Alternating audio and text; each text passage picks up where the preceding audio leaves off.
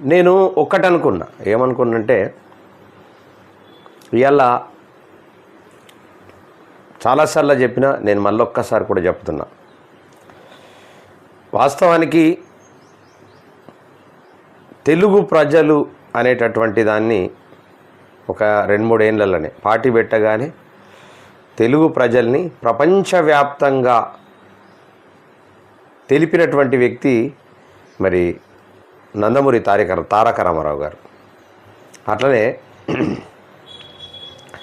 15 ఏళ్ళు నిరంతరంగా కొట్లాడి అనేక మందిని జాగృతం చేసి, అనేక మందిని ఒకతాటి మీద తీసుకొచ్చి, అనేక డబ్బుల్ని పోగు చేసి, డబ్బులు ఖర్చు పెడుతూ ఉద్యమం చేసి, నిరంతరంగా ఉద్యమం చేసి తెలంగాణను సాధించాడు.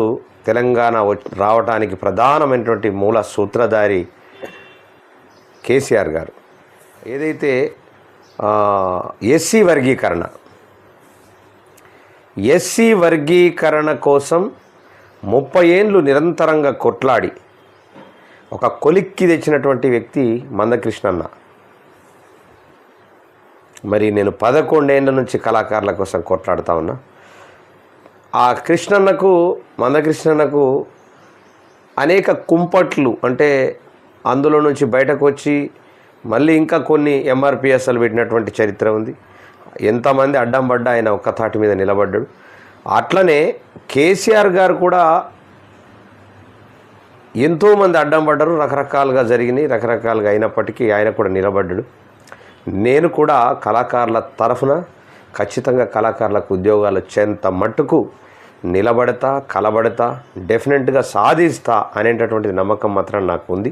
కొంచెం లేట్ అయినా దృశ్యశక్తులు, రకరకాల కళాకారులు అడ్డం పడుతూ ఉంటారు. కేవలం వాళ్ళ స్వార్థం ఏంటంటే నాకు పేరు రావాలా. ఒకళ్ళు చేయగానే వెంటనే ఇంకొకళ్ళు రాగం ఎత్తుకుంటారు.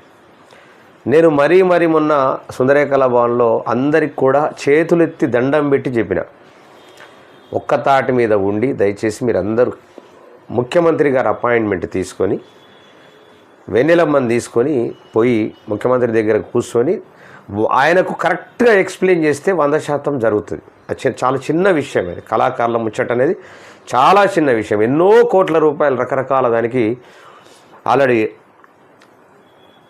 ఇస్తున్నటువంటి సందర్భాలు మనం చూస్తున్నాం. మరి జరుగుతున్నటువంటి సందర్భం కూడా మనం చూస్తూ ఉన్నాం. మరి ఇలాంటి పరిస్థితులల్లో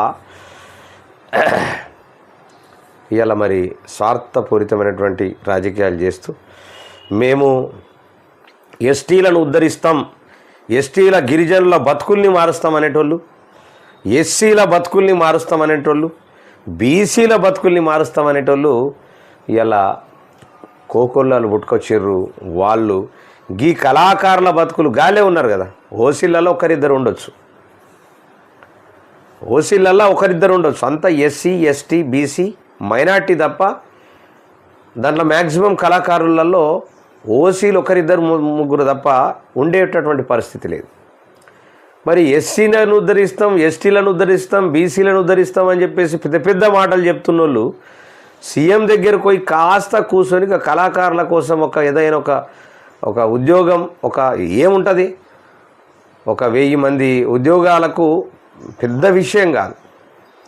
2 లక్షల ఉద్యోగాలు ఇస్తున్నటువంటి కాంగ్రెస్ పార్టీ, 10 లక్షల ఉద్యోగాలు ఇస్తున్నటువంటి కాంగ్రెస్ పార్టీ, మరి ఇప్పటికీ 50,000, 55,000 ఉద్యోగాల్ని ఫిలప్ చేసినాం.